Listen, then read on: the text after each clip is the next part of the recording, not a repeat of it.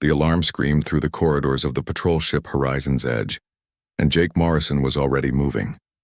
His boots hit the metal floor in rhythm with his heartbeat as he ran toward the bridge. 3 years into the war with the Vakari, and distress signals still made his blood run cold. "What have we got?" Jake asked as he burst onto the bridge. Commander Phillips didn't look up from his display. Vakari scout vessel, damaged, drifting into the neutral zone. Jake moved closer to the view screen. The alien ship was small, maybe a quarter the size of their patrol vessel. Scorch marks covered its hull and atmosphere was venting from at least 3 breaches. It tumbled slowly through space like a dying bird. "Life signs?" Jake asked. Phillips' jaw tightened. 2, both weak. 1 adult, 1 juvenile. He turned to face Jake and his expression was hard as steel. "We're moving on. Not our problem." Something twisted in Jake's gut. "Sir, there's a kid on that ship." "There's an enemy on that ship," Phillips corrected. 2 enemies. "We have orders, Lieutenant. No engagement with damaged Vakari vessels unless they pose a direct threat." Jake stared at the tumbling ship on the screen. His scanner showed the life signs flickering, fading. Minutes, maybe less. He'd been a combat medic for 5 years, long before the war started. He'd taken an oath, save lives, all lives. "I'm going over there," Jake said quietly. The bridge went silent. Every crew member turned to look at him. "That's a direct violation of engagement protocol," Phillips said, his voice dropping to a dangerous level. "I will have you court-martialed, Morrison. I will end your career." Jake was already moving toward the airlock. "Then you'll have to court-martial me, sir. I can't watch a kid die when I can do something about it." He didn't wait for permission, didn't wait for backup. Jake suited up in the fastest equipment check of his life, grabbed his medical kit, and cycled through the airlock before Phillips could send security to stop him. The void of space was silent and cold. Jake's thruster pack fired in short bursts as he crossed the distance between ships. Up close, the damage to the Vakari vessel was worse than he'd thought. The metal was twisted, melted in places. Whatever had hit them had hit hard. He found an intact airlock and overrode it with his military codes. The Vakari and humans had been fighting long enough that both sides had learned to crack each other's systems. The door hissed open and Jake pulled himself inside. The interior was dark except for emergency lighting that pulsed red. The air was thin, contaminated with smoke and something else. Something chemical that made Jake's nose burn even through his helmet filters. He followed his scanner deeper into the ship. He found them in what looked like a small cabin. The adult Vakari was pinned beneath a collapsed bulkhead, her body broken in ways that made Jake's medical training scream. But it was her appearance that made him stop for just a moment. The Vakari were reptilian, everyone knew that. But seeing one up close was different. Her scales were iridescent, shifting colors even as he watched. Right now they were flashing between orange and purple, rapid and chaotic. Her face was angular with large eyes that tracked his movement. When she saw him, saw his human suit, those eyes widened. "Please," she said, and Jake's translator implant caught the word in accented English. "Please, my daughter." Jake's eyes followed her gaze. A small figure huddled in the corner, maybe 3 feet tall. The child had the same scaled skin as her mother. But right now those scales were flickering white and red, white and red. Fear colors, Jake realized. Pure terror. He moved toward the child slowly, hands raised. "It's okay," he said, knowing she probably couldn't understand. "I'm here to help." The mother spoke again, her voice weaker now. Blood, dark blue blood, was pooling beneath the debris. "Kira, her name..." "Kira." Jake knelt beside the mother first. His scanner showed him what he already knew from looking at her. Crushed spine. Massive internal bleeding. Punctured organs he didn't even have names for. He had maybe enough time to stabilize one person. Maybe. "I can try to get you out," Jake said, even though they both knew it was a lie. The Vakari woman's scales shifted to a deep, sad blue. "No time, you know." "I know." She reached out one clawed hand toward her daughter. "Take Kira, please take her." "I can't just take her," Jake said. "She's a child. She needs her mother. She needs to live." The woman's scales flashed bright, desperate orange. "They attack us. Other humans. They will come back. She will die here." Her hand grabbed Jake's arm with surprising strength. "You save her. Promise me." The ship shuddered around them. Something was failing. Systems dying one by one. Jake looked at the small child huddled in the corner, then back at the dying mother. Every protocol said leave them both. Every regulation said this was enemy territory, enemy combatants. But Jake's oath, the oath he'd taken so long ago, said something different. I promise, he said. The mother's scales shifted to a pale, peaceful green for just a moment. Thank you, human. Thank you. Then her expression changed, hardened. But know this. I will find you. If I survive, I will find the one who took my Kira. I will hunt you across stars. It should have sounded like a threat, but Jake heard it for what it was, a promise. A mother's promise. He moved to the child. She pressed herself against the wall, scales flashing panic white. Jake kept his movements slow, gentle. He reached out his hand. Kira, he said softly. Your mother asked me to help you. Will you let me help you? The child looked at her mother. The woman spoke in Vakari, words Jake's implant couldn't quite catch, but whatever she said, it worked. Kira's scales stopped flickering quite so fast. She reached out one small clawed hand and took Jake's. Her hand was warm, warmer than human. Her scales were smooth under his gloved fingers. Jake picked her up carefully. She was lighter than he expected. She buried her face against his shoulder and he felt her trembling. I'll keep her safe, Jake said to the mother. The woman's eyes were already dimming. Her name is Kira, she whispered again. Tell her I loved her. Jake carried Kira to the airlock. Behind them, the ship gave a terrible groan as another system failed. He didn't look back. Couldn't look back. The crossing back to Horizon's edge seemed to take forever. Kira clung to him, her small hands gripping his suit. Through his helmet, he could hear her making small sounds, whimpering noises that didn't need translation. The airlock of his ship opened, and Jake pulled them both inside. The moment the atmosphere stabilized, he removed his helmet. The first thing he saw was Commander Phillips standing there, face red with fury, security guards flanking him. What the hell have you done, Morrison? Phillips shouted. Jake gently set Kira down but kept one hand on her shoulder. She pressed against his leg, scales still flickering fear-white. I saved a child, sir, Jake said simply. You brought an enemy combatant onto this ship. Avakari. Do you have any idea what you've done? I know exactly what I've done. Jake looked down at Kira. Her large eyes stared up at him and her scales were starting to show hints of other colors now, confusion yellow mixing with the white fear. Her mother was dying. The ship was failing. I made a choice. A choice that will cost you your career, Phillips said. Security, take the alien to the holding cells. Take Morrison to the brig. 2 guards moved forward. The moment they reached for Kira, she made a sound Jake had never heard before. A high-pitched trill of absolute terror. Her scales flashed so bright white they almost glowed. She wrapped her arms around Jake's leg and wouldn't let go. Wait, Jake said. He knelt down to Kira's level. It's okay. These people won't hurt you. I won't let them. Kira looked at him with those huge alien eyes. Then she said something in her language, one word repeated over and over. Jake's implant finally caught it and translated. Mother, mother, mother. Jake felt something break in his chest. This small creature, this child who should have been his enemy, had just lost everything. Her mother, her home, her entire world. And now she was surrounded by aliens who looked at her like she was a thing, not a person. I've got her, Jake said firmly. He picked Kira up again. She wrapped her arms around his neck. If you're taking me to the brig, fine. But she comes with me. She's traumatized and injured, and she's a child. I'm a medic. I'm all she has right now. Phillips looked like he wanted to argue. Then he looked at Kira, really looked at her, and something shifted in his expression. Just for a moment, Jake saw the man remember he was human. Fine, Phillips said coldly.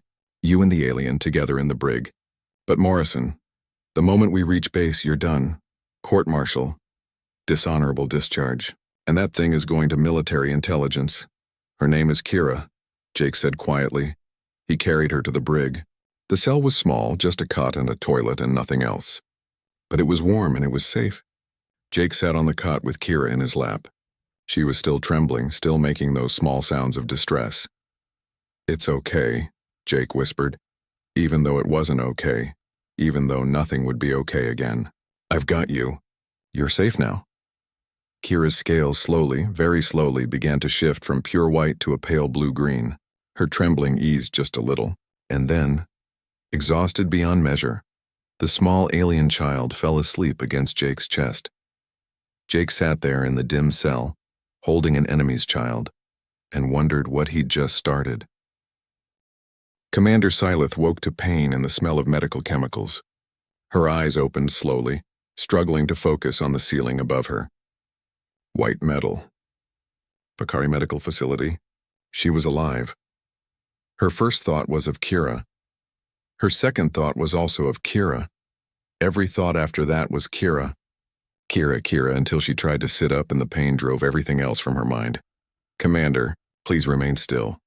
A medical officer approached, his scales showing professional concern in muted green patterns. My daughter, Syleth rasped. Where is my daughter? The medic's scales shifted to sympathetic purple. That was all the answer Syleth needed. She grabbed his arm with whatever strength she had left. Tell me, she demanded. We found your ship 3 days ago, the medic said carefully. You were the only survivor. We searched the surrounding space. No other life pods. No debris with DNA markers. Commander, I'm sorry, but your daughter... No. Syleth's scales flashed denial red, bright and absolute. No, she's alive. I would know. A mother knows. The medic said nothing. His scales showed the color of someone dealing with grief-stricken patience. He'd seen this before, denial. The first stage, but Syleth wasn't in denial. Deep in her biology, in the bond that connected Vakari mothers to their children, she felt something. A pull, a presence. Faint, distant, but there. Kira was alive. I need ship records, Syleth said. Communications, sensor logs, everything. Commander, you need to heal. Your injuries. Syleth looked down at herself for the first time. Her chest was covered in cybernetic mesh, silver metal fused with her scales. Her left arm had been rebuilt from the elbow down. Tubes and wires connected her to machines that hummed and beeped. How bad? She asked. You should have died, the medic said honestly. Your spine was crushed. 3 major organs were destroyed. You were clinically dead for 8 minutes. We rebuilt what we could, replaced what we couldn't. You'll live, but you'll never be the same. Syleth's scales rippled with determination orange. Good, then I'll be better than I was. Now get me those records. It took her 2 weeks to heal enough to access the ship's data herself. What she found made her scales flash through emotions so fast they appeared white. A human patrol ship had been in the sector. The horizon's edge. It had been close enough to detect her ship's distress signal, and according to the sensor log she'd managed to pull from her scout ship's backup systems, someone had crossed from that human ship to hers. Someone had boarded her dying vessel. Someone had been there when she lost consciousness. Someone had taken Kira. Syleth pulled up everything she could find about the horizon's edge. Human military vessel. Standard patrol assignment. Nothing special. But then she found something interesting. 2 weeks after the incident, Lieutenant Jake Morrison had been court-martialed for violating engagement protocols. Unauthorized boarding of an enemy vessel. She stared at the human's file image. Brown hair, blue eyes. Young for a soldier, maybe 28 cycles, a medic. And according to the official records, he'd been dishonorably discharged and imprisoned. But that wasn't the full story. Syleth had contacts, information networks that transcended the war. She paid a fortune in credits to an information broker who operated in neutral space. What she learned made everything clear. Jake Morrison had saved a Vakari child, had brought her aboard his ship, had been arrested for it. But before he could be properly imprisoned, he'd escaped. And he'd taken the child with him. Kira was alive. A human had her. A human named Jake Morrison. Syleth stood in the medical bay, still connected to healing machines, and made her decision. She pulled out the tubes and wires, ignoring the alarms that immediately started screaming. Medical staff rushed in, but she was already moving. Commander, you can't... I'm leaving, Syleth stated. Official medical discharge. Sign the papers or I'll leave without them. She found her second-in-command, a scarred warrior named Vex, waiting outside the facility. He took one look at her, at the determination in her scale patterns, and nodded. Where are we going, Commander? Vex asked. To find my daughter, Syleth said. Gather the team. Everyone who served with me on the 3rd Fleet who's willing to go rogue. Vex's scales showed surprise yellow. Rogue? Commander, if we abandon our posts, then we abandon them. Syleth's scales flashed maternal orange, a color so bright it hurt to look at. My daughter is alive. A human has her. I'm going to find them both. Meanwhile, across the border in human space, Jake was learning exactly how hard it was to hide with an alien child. Kira needed things, special things. Her biology wasn't like human biology at all. The first time she got sick, Jake had panicked. Her scales had turned gray, dull, and lifeless.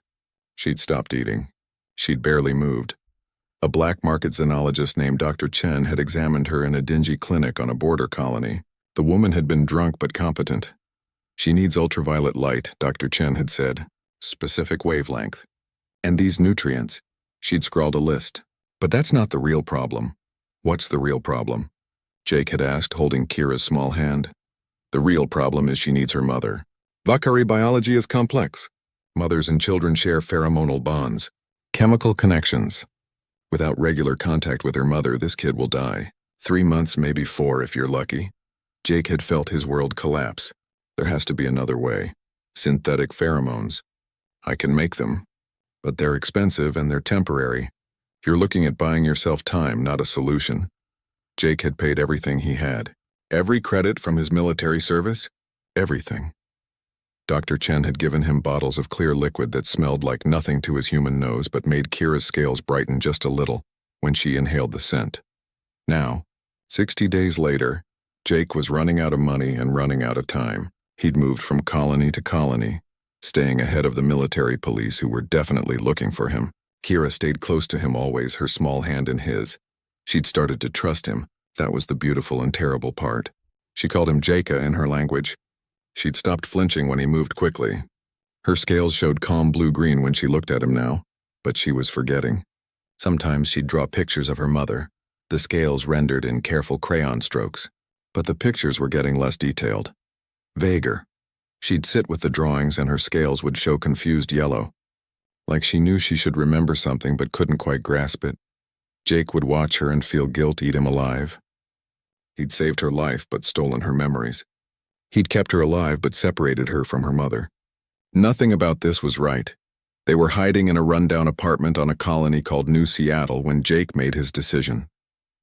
Kira was sleeping on the couch, curled up small, her scales gray again. The synthetic pheromones were losing effectiveness. Jake pulled up his communication system. It took him hours to figure out how to route a message into Valkyrie space without it being traced. He used civilian networks, refugee channels, anything he could find that might reach the right person. Finally, he recorded a message. His hands shook as he activated the camera. My name is Jake Morrison. I'm a human medic. 60 days ago, I found a Valkyrie scout ship that had been damaged. There was a woman on that ship. Commander Syleth. She was dying. She asked me to save her daughter. So I did. Jake turned the camera toward Kira. She stirred in her sleep, scales flickering through dream colors. Her name is Kira. She's alive, but she's sick. She needs her mother. I know you probably think I kidnapped her. I know you probably want to kill me. Maybe you should. But please, if you're alive, if you're out there, she needs you. I'll bring her to you. Just tell me where. He sent the message to every Valkyrie frequency he could find. Then he sat back and waited, watching Kira breathe, wondering if he'd just made the biggest mistake of his life. The message reached Scylla 3 days later on a frontier world called Kesek 4. She was interrogating human prisoners, trying to find any information about Jake Morrison's location. When her communication officer brought her the message, her scales went completely still. She watched the video 7 times. Watched this human, this Jake Morrison, show her daughter. Watched Kira sleep, saw how sick she looked, how gray her scales had become. And she saw something else. She saw how Jake looked at her daughter. Not like a prisoner. Not like a tool or a weapon. He looked at Kira like she was precious. It could be a trap, Vex said quietly. Military intelligence. They could be using the child as bait. Syleth studied Jake's face in the video. She saw exhaustion. She saw fear. And she saw something that looked like desperate hope. It's not a trap, Syleth said. Look at him. Look at how he protects her. That's real. Then what do we do? Syleth composed a response. She kept it short, direct. Meridian outpost. 30 days. Come alone. If I suspect a trap, your daughter dies. It was a lie. She would never harm Kira. But Jake Morrison didn't know that. She sent the message and began preparing. 30 days to reach Meridian. 30 days for everything to go right or wrong. But the message didn't stay secret. Both human and Valkyrie military intelligence intercepted the communications. Both sides scrambled their forces. In a command center on Earth, a general looked at Jake Morrison's file and made a decision. Find him. Bring him in. The alien, too. We can use this. In a war room in Vakari space, a council member hissed in anger. Meridian Outpost hung in space like a rusty crown. It was built from the remains of 3 different ships and a mining station, all welded together over decades into something that barely passed for habitable. Humans, Vakari, and a dozen other species lived there in an uneasy balance. The station survived because everyone needed it. Smugglers needed a place to trade. Refugees needed a place to hide. And people on both sides of the war needed a place where the fighting stopped, even if just for a moment. The station's administrator was a woman named Kate Vasquez. She'd been running Meridian for 20 years, maintaining its neutral status through a combination of threats, bribery, and sheer stubbornness. She had exactly 3 rules: no weapons fire inside the station, no military raids while ships were docked, and no questions about anyone's past. Kate was reviewing supply manifest when her communication officer knocked on her office door. "We've got a situation," the officer said. Kate looked up. "What kind of situation?" "A human just docked, traveling alone with a Vakari child, and there's a Vakari warship requesting permission to dock. Says they're here to meet them." Kate's eyes narrowed. "Just one human and one child?" "Yes, ma'am."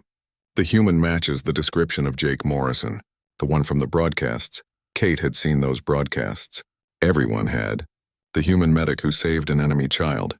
The Vakari commander who abandoned her post to find her daughter. It was the kind of story that made people uncomfortable because it made them think, and thinking was dangerous during wartime. "And let me guess," Kate said. "Both human and Vakari fleets are on their way here too." The officer nodded grimly. "Multiple ships on approach. Military vessels from both sides. They'll be here within hours." Kate stood up and grabbed her jacket. "Wonderful. Tell the human and the Vakari they can meet in the Garden Dome. And start lockdown protocols. This is about to get messy." Jake carried Kira through Meridian's corridors. She was so light now. Too light. Her scales were dull gray and she barely lifted her head from his shoulder. The synthetic pheromones had stopped working 3 days ago. He'd pushed their ship as hard as he could to get here in time. "We're almost there," he whispered to her. "Your mother is waiting. Just a little longer." Kira made a small sound, barely audible. Her scales flickered weakly, confusion yellow mixing with sick gray. The Garden Dome was the only beautiful place on Meridian. Some long ago resident had filled it with plants from a dozen worlds, trees with silver leaves, flowers that glowed in the dark, grass that grew in spiral patterns. The dome itself was transparent, showing the stars beyond. Jake stepped into the garden and stopped. She was already there. Commander Syleth stood on the far side of the dome 20 feet away. She was taller than Jake expected, maybe 6.5 feet. Her scales were deep blue-green, the color of deep water. But parts of her body were different now. Cybernetic mesh covered her chest and ribs. Her left arm gleamed with metal components. She'd been rebuilt, Jake realized. She'd survived injuries that should have killed her. Their eyes met across the garden. Hers were large, golden, reptilian. They fixed on Kira with an intensity that made Jake's breath catch. "You took my daughter," Syleth said. Her English was perfect now, unaccented. She'd learned his language. Probably spent every day of the last 60 days learning everything about humans she could. "I saved her," Jake replied. His arms tightened protectively around Kira. "You were dying. You asked me to." Syleth's scales flashed angry red. "You stole her from her people. From her home. From everything she knew. I kept her alive when your people would have let her die in that wreckage." Jake's voice cracked slightly.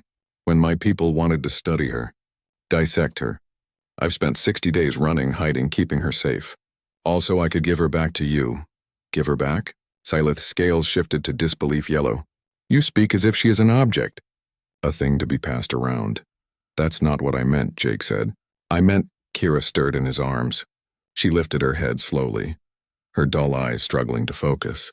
She looked at Syleth and something happened. Something chemical and biological and beyond Jake's understanding. Kira's scales began to change. The gray faded. Color flooded back into her skin, vibrant yellow-green. The color of recognition. The color of home. She reached out one small hand toward Syleth. "Mama," Kira whispered in Vakari. Just one word, but it carried everything. Syleth moved. She crossed the 20 feet in 3 powerful strides. Her scales flashed through a dozen emotions, maternal orange so bright it hurt to look at. She took Kira from Jake's arms, and the moment mother and child touched, they both began to glow. Bioluminescence. Jake had read about it in the xenobiology texts he'd studied over the past weeks. Vakari mothers and children synchronized their bioelectric fields when reunited. It was instinct. Biology. Love made visible. Syleth held Kira close, and the child wrapped her arms around her mother's neck. Both of them were crying, though Vakari tears were different from human tears, clearer, somehow brighter. Their scales pulsed in perfect rhythm, colors flowing across both their bodies in waves. Yellow-green joy, blue-green relief. Orange love. Jake stepped back. His job was done. He'd kept his promise. Kira was home, safe in her mother's arms. Whatever happened to him now didn't matter. Then the shooting started. The Garden Dome's entrance exploded inward. Human soldiers poured through, weapons raised. Commander Phillips led them, his face hard. "Jake Morrison, you're under arrest," Phillips shouted. "Step away from the alien." Before Jake could respond, the opposite entrance exploded. Vakari shock troops burst in, their weapons charging with high-pitched whines. A Vakari officer pointed at Syleth. "Commander Syleth, you are ordered to stand down. You and your team are wanted for desertion and treason." Jake and Syleth turned to look at each other. Both groups of soldiers were advancing. The Garden Dome had become a trap. Kate Vasquez's voice suddenly boomed through every speaker in the dome. "Everyone stop right there." The soldiers hesitated. Kate appeared on the display screens positioned around the garden. "This is my station," Kate said coldly. "My rules, and you're all violating them." She pressed a button. Heavy blast doors slammed down over both entrances, sealing them. The soldiers on the other side pounded on the metal, but it didn't budge. "I'm locking down this dome. You 4 inside have 30 minutes to figure out your situation. After that, I'm venting the atmosphere and we'll see who survives vacuum." "You can't do that," Phillips shouted at the nearest screen. "I absolutely can," Kate replied. "This is neutral territory. You brought military forces here. You violated my station's safety. So here's what's going to happen. Morrison and Commander Syleth are going to talk. They're going to decide what happens next, and the rest of you are going to wait outside until they do. If you don't like it, leave my station and don't come back." The screens went dark. Jake looked at Syleth. She was still holding Kira, but now a Vakari warrior stood beside her. Male, heavily scarred, his scales showing combat patterns. This must be Vex, her second in command. "She's bluffing," Vex said. "She won't actually vent the atmosphere." "She's not bluffing," Jake said. "I've heard stories about Kate Vasquez. She once spaced an entire gang for starting a firefight in her docking bay. She doesn't bluff." Syleth's scales shifted to thoughtful purple. She looked down at Kira, who was already looking healthier in her arms, scales bright and vibrant. Then she looked at Jake. "You could have hurt her," Syleth said quietly. "You could have let her die. You could have given her to your military, but you chose to protect her." "She's a child," Jake said simply. "That's what you do with children. You protect them." "Most soldiers would not agree with you." "Then maybe most soldiers are wrong." Syleth's scales rippled with complex emotions. "My people will not forgive this. I abandoned my post. I took my team on a personal mission during wartime. They want me executed." "My people aren't happy with me either," Jake said. "I violated direct orders.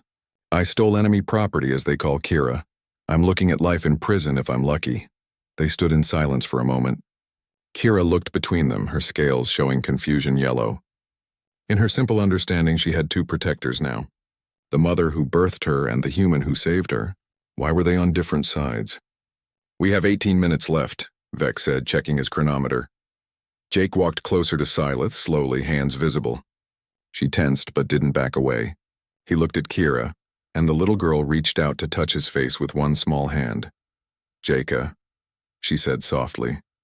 Syleth's scales flashed surprise yellow. "She has a name for you." "She's been with me for 60 days, Jake said. "We've gotten close. You cared for her, of course I did. She's a good kid. She likes drawing.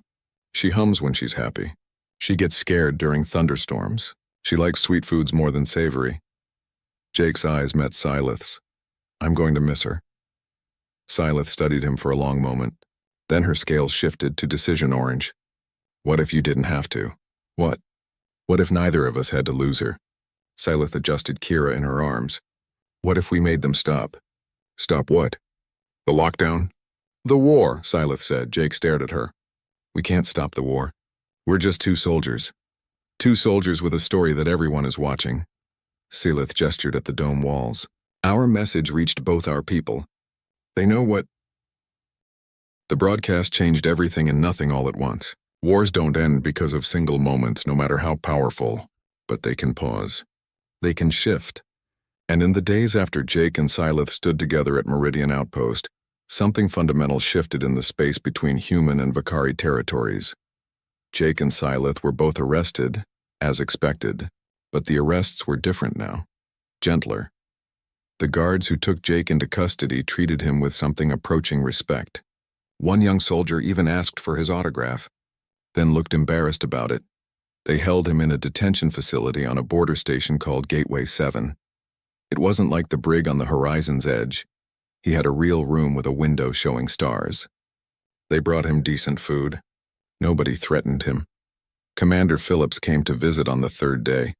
He sat across from Jake in the small interview room and was quiet for a long moment. I owe you an apology, Phillips finally said. Jake looked up in surprise. Sir, I called you a traitor. I said you'd violated everything we stood for as soldiers. Phillips ran a hand through his gray hair. But I watched that broadcast. I watched it a dozen times, and I realized something. You didn't betray what we stand for. You embodied it. We're supposed to protect the innocent. All innocent. Not just human ones. I appreciate that, sir, Jake said carefully. But I still violated direct orders. You did, Phillips agreed. And there will be consequences. But they won't be what I originally wanted. I've been talking to people. Important people. The kind who make decisions above my pay grade. They're not happy about any of this, but they're also not stupid. They've seen the public reaction. Jake leaned forward. What public reaction? Phillips pulled out a tablet and slid it across the table. See for yourself. Jake scrolled through the news feeds. The broadcast had gone viral. Not just among military personnel, but civilians. Commentators were debating it on every channel. Some called Jake a traitor, but many more were calling him a hero. There were protests. Humans gathering in cities across the colonies holding signs. Peace for Kira. If he can save them, why are we killing them? And the war, and it wasn't just humans. According to the reports, there were similar movements in Vakari space. Soldiers questioning orders. Citizens demanding to know why they were fighting. One broadcast did all this? Jake asked, stunned. One story, Phillips corrected. People are tired of the war, Jake. They've been tired for a long time, but nobody wanted to be the first to say it. You and that Vakari commander, you gave them permission to speak up. What happens now? Phillips stood. Now? Politicians get involved. Diplomats, people who like to talk in circles. But there's going to be a hearing. Public. Both sides have agreed to it. You and Commander Syleth will testify about what happened. After that, he shrugged. We'll see. After Phillips left, Jake sat alone with the tablet reading through the reactions. He found footage from Vakari space translated into English. Vakari citizens were gathering too, their scales showing colors of uncertainty and hope mixed together. One video showed a Vakari mother holding her child, speaking to a camera. If humans can save our children, maybe we should stop killing their children. It was simple, almost naive. But sometimes the simplest truths were the most powerful. Meanwhile, in Vakari detention on the planet Korath Prime, Syleth faced her own reckoning. The council had called her before them to answer for her actions. Abandoning her post, taking military resources for personal use, fraternizing with the enemy. But like Jake, her detention was different than expected. They gave her a comfortable room. They allowed Kira to stay with her. And when the guards looked at her, their scales showed respect green mixed with uncertain yellow. Vex came to see her every day. On the 5th day, he brought news. The council is divided, he told her. Half want you executed for treason. The other half want you decorated for bringing attention to the war's cost. What do you think they'll do? Syleth asked. Kira played on the floor nearby, drawing pictures of the garden dome on Meridian. I think they'll do what's politically safe, Vex said, which means they'll wait to see public opinion. And right now, public opinion is mostly on your side. Mostly? There are those who say you shamed our military. That you showed weakness by working with a human. Vex's scales showed his own opinion in determined orange, but more say you showed strength. That you crossed enemy lines alone to save your child. That the human's actions proved not all of them are monsters. Syleth looked at Kira. Her daughter was healthy again, scales bright and vibrant. She hummed while she drew, the sound of a happy child. That's all Syleth had wanted. Her daughter, alive and happy. They're planning a hearing, Vex continued. Public testimony. You and the human, Jake Morrison. They want both sides of the story. When? 2 weeks. On Meridian Outpost. Neutral ground. Syleth's scales flickered with surprise. They agreed to that? Both governments did. I think they realize this is bigger than military law now. This is about public perception. About whether the war continues or not. After Vex left, Syleth sat with Kira and helped her with her drawing. The little girl had drawn 3 figures, herself, Syleth, and Jake. They were all holding hands in the picture. You like Jaka? Syleth observed. Kira nodded enthusiastically, her scales showing happy yellow. Jaka saved me.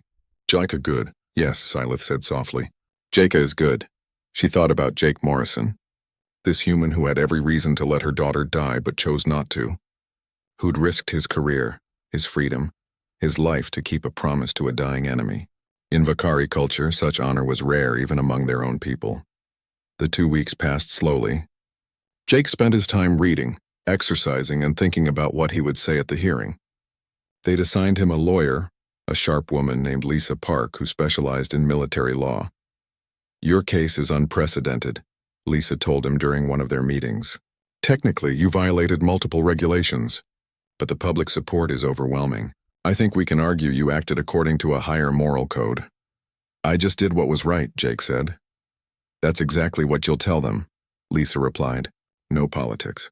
No grand statements. Just the truth. You saw a child who needed help and you helped her. The day of the hearing arrived. Jake was transported to Meridian Outpost under heavy guard.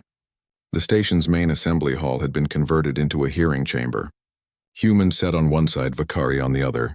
Cameras from both civilizations recorded everything. Jake entered first. The room went quiet. He wore his military dress uniform, though he had no rank insignia anymore. He took his seat at the defendant's table. Then Syleth entered with Kira. The Vakari wore formal armor, deep blue with silver accents. Kira stayed close to her mother, her small hand gripping Syleth's larger one. They sat at a separate table. Kira saw Jake and her scales lit up bright yellow-green. She waved at him and Jake couldn't help but smile and wave back. That small gesture was captured by every camera in the room. The hearing was presided over by a joint panel. 3 humans and 3 Vakari, all high-ranking officials. The senior human judge, a stern man named Gregory Cole, spoke first. We are here to examine the incident that occurred 63 days ago in Sector 7-9. Lieutenant Jake Morrison is charged with violating military protocol, unauthorized boarding of an enemy vessel, and theft of enemy property. Commander Syleth is charged with abandoning her post and unauthorized use of military resources. Both parties have become the center of significant public attention. This hearing will determine their fate and perhaps shed light on larger questions about this conflict. They called Jake to testify first. He walked to the stand and swore to tell the truth. Then they began asking questions. Lieutenant Morrison, explain your actions on the day in question, Judge Cole said. Jake took a breath and told the story. He described the distress signal, Philip's orders to ignore it, his decision to go anyway, finding Syleth and Kira, the promise he made. You had no obligation to this enemy combatant, one of the Vakari judges said. Why risk yourself? Because she was dying and asking me to save her child, Jake said simply. I'm a medic. My job is to save lives. I couldn't just watch a child die when I could do something about it. Even an enemy child. She wasn't an enemy. She was a scared little girl who'd just lost everything. I saw a child who needed help. That's all. They questioned him for hours. About his motives. About his time with Kira. About his decision to return her. Jake answered everything honestly. He didn't try to make himself sound heroic. He just told the truth. Then they called Syleth. She approached the stand with Kira at her side. The judges allowed the child to stay with her mother. Commander Syleth, you abandoned your military duties to search for your daughter, Judge Cole said. Do you deny this? I do not deny it, Silith replied, her English flawless. I would do it again. You worked with an enemy. Communicated with him. Met with him on neutral ground, I did. Because he had my daughter. Because she was dying without me. Silith's scales showed fierce maternal orange. I am a soldier, yes. But I am a mother first. My duty to my child comes before my duty to the state. One of the Vakari judges leaned forward. You believe maternal duty supersedes military duty? I believe any parent would do what I did. Human or Vakari? Silith looked. The verdict came on a Tuesday morning. Jake was sitting in his detention room, staring out at the stars, when Lisa Park arrived with news written all over her face. They reached a decision, she said. Jake stood. And you're being pardoned. Full reinstatement of rank if you want it, with commendation for extraordinary humanitarian action. Lisa smiled. Congratulations, Lieutenant. You're officially a hero. Jake sat back down, suddenly feeling weak. What about Silith? Similar outcome. The Vakari Council stripped her of her military command, but they're not executing her. They're calling it an honorable discharge. She gets to keep her pension and her freedom. Lisa hesitated. There's more. Both governments have agreed to preliminary peace talks. Not surrender, not even a full ceasefire yet. But talks, real negotiations for the first time in 3 years. Because of the hearing, because of you and Silith, because of Kira. Lisa sat down across from him. The public pressure was too much. Humans don't want to fight people who save our enemies' children. Vakari don't want to fight people their commanders call honorable. Politicians on both sides realized they couldn't keep selling the war when the most famous story in the galaxy is about enemies working together. Jake felt something break loose in his chest. Relief, maybe, or hope. When do I get released? Today, right now, actually. You're free to go. They processed him out within an hour. Someone had brought his personal belongings from storage. Someone else had prepared his old uniform with his lieutenant's insignia restored. Jake dressed slowly, still not quite believing it was real. When he stepped out of the detention center, he found a crowd waiting. Reporters shouted questions. Cameras flashed. People held signs thanking him. It was overwhelming. Security helped him through to a waiting transport. As he climbed inside, someone called his name. Jake turned to see Commander Phillips standing there. Permission to come aboard? Phillips asked. Jake nodded and Phillips climbed into the transport. They sat in silence as it lifted off. I thought I should tell you personally, Phillips finally said. The Horizon's Edge needs a new chief medical officer. Your old position. If you want it, you're offering me my job back? I'm offering you the chance to keep serving. If you want it, but I'll understand if you don't after everything that happened. I want it, Jake said immediately. I'm a medic. It's what I do, Phillips smiled. Good, we ship out in 2 weeks. He hesitated. There's something else. The preliminary peace talks are being held on Meridian Outpost. Kate Vasquez insisted on it, and both sides agreed. They want you there. As a witness. As a symbol. You and Commander Silith both. I'll be there, Jake said. The transport took him to temporary quarters on Gateway 7. He had 2 weeks before shipping out. 2 weeks to process everything that had happened. 2 weeks to figure out what came next. He spent the first few days dealing with the media attention. It was strange being famous. Everywhere he went, people recognized him. Some thanked him. Some wanted autographs. Some just wanted to shake his hand. But Jake wasn't interested in being a celebrity. He'd done what he did because it was right, not for recognition. After a few days, he stopped doing interviews and focused on preparing for his return to duty. On the 5th day, he received a message through the civilian communication network. It was text only, no video. The translation software marked it as Vakari in origin. Lieutenant Morrison, this is Commander Silith. I hope this message finds you well. Kira asks about you often. She misses Jaka. I wanted to thank you properly for what you did, for saving my daughter, for keeping your promise. If you are willing, I would like to meet before the peace talks begin. There is much we should discuss. Silith Jake read the message 3 times. Then he composed a reply, Commander Silith.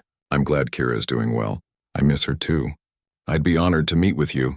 Tell me when and where. Jake, her response came within an hour. Coordinates for a location on Meridian Outpost. A date 1 week away, the day before the peace talks were scheduled to begin. Jake spent the next week preparing. He requisitioned civilian clothes since this wasn't a military meeting. He arranged transport to Meridian, and he tried not to think too hard about what he would say when he saw Syleth and Kira again.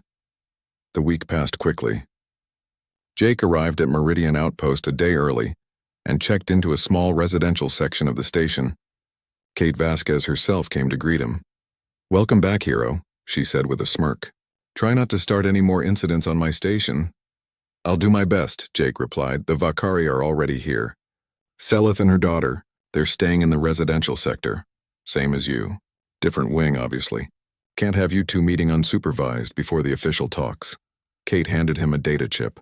"But if you happen to go to the Garden Dome tomorrow at 0900, and if someone else happened to be there too, well..." "I can't control where people choose to walk," Jake smiled. "Thanks, Kate. I don't thank me. Just make this peace thing work. War's bad for business." The next morning, Jake made his way to the Garden Dome. It looked the same as it had weeks ago. The same alien plants, the same transparent ceiling showing stars, the same sense of being somewhere special, somewhere apart from the war. He wasn't alone. Syleth stood by a tree with silver leaves, and beside her, holding her hand, was Kira. The moment Kira saw Jake, her scales lit up brilliant yellow-green. She pulled free from her mother and ran across the garden, her small feet pattering on the pathway. "Jaka!" she shouted in pure joy. Jake knelt down and caught her as she crashed into him. She wrapped her arms around his neck, and Jake found himself laughing and crying at the same time. She was so much healthier than the last time he'd held her. Her scales were vibrant, her weight was good, her energy was boundless. "Hey, kiddo," Jake said softly. "I missed you." "Missed you too," Kira said. Her English had improved dramatically. "Mama says you're a hero." "What's a hero?" "It's someone who does good things," Jake said. "Then you're a hero. And Mama too." Kira pulled back to look at him seriously. "Why don't you live with us? Then we could all be together." Jake looked up at Syleth. She'd approached quietly, her scales showing complex emotions and patterns Jake was learning to read. Affection blue, gratitude green, and something else, something warm and uncertain. "That's a complicated question, sweetheart," Syleth said gently. "Jaka has his own home, his own life. But he could visit," Kira insisted. "Right? He could visit us?" "If he wants to," Syleth said, her eyes meeting Jake's. "I'd like that," Jake said. "If it's okay with your mom." They found a bench in the garden and sat together. Kira settled between them, chattering happily about everything she'd been doing, drawing, learning, playing with other Vakari children in the settlement where she and Syleth were temporarily staying. Eventually, Kira got distracted by some glowing flowers and wandered off to examine them, leaving Jake and Syleth alone. "She seems happy," Jake said. "She is. Thanks to you." Syleth's scales showed gratitude blue. "The doctors say she made a full recovery. No permanent damage from the separation. You kept her alive long enough. You would have done the same for a human child." Syleth was quiet for a moment. "Before all this, I would have said no. I would have said humans were the enemy, all of them. But you changed that. You showed me that honor and compassion exist on both sides of this war. I just did what anyone should do, but most wouldn't. That's what makes it matter." Syleth turned to face him fully. "I wanted to ask you something. The peace talks begin tomorrow. They will be difficult. Both sides have much anger, much pain, but they need voices of reason. People who understand both sides. I was wondering if you would be willing to work together during these talks, to show them that cooperation is possible." Jake considered this. "You want us to be symbols. I want us to be examples. Not symbols. Symbols are abstract. Examples are real." Syleth's scales showed determination orange. "We proved enemies can work together when something matters enough. Let us prove it again." "Okay," Jake agreed. "Let's do it." The peace talks began the next day in Meridian's largest conference hall. The room was divided carefully. Human delegation on one side, Vakari on the other, neutral mediators in the middle, and in the back, as observers, Jake and Syleth sat together. Their presence changed the dynamic of the room. Every time tensions rose, someone would glance back at them. Every time old hatreds threatened to derail discussions, their example sat there as a living reminder that enemies could become something else. The talks lasted 3 weeks. They were difficult, painful. Both sides had legitimate grievances. Both sides had lost too much to forgive easily. But slowly, incrementally, they made progress. A temporary ceasefire, prisoner exchanges, humanitarian corridors. Small steps, not peace not yet, but movement toward peace. Jake and Syleth attended every session. Between sessions, they talked with delegates from both sides. Jake helped humans understand Vakari concerns. Syleth helped Vakari understand human positions. They became translators not just of language but of culture and intention. Kira came to some of the sessions too. The little girl would sit quietly, drawing pictures or playing with toys. But her presence mattered. She reminded everyone what they were fighting for. Not territory or resources or pride, but the next generation, the children who would inherit whatever world they created.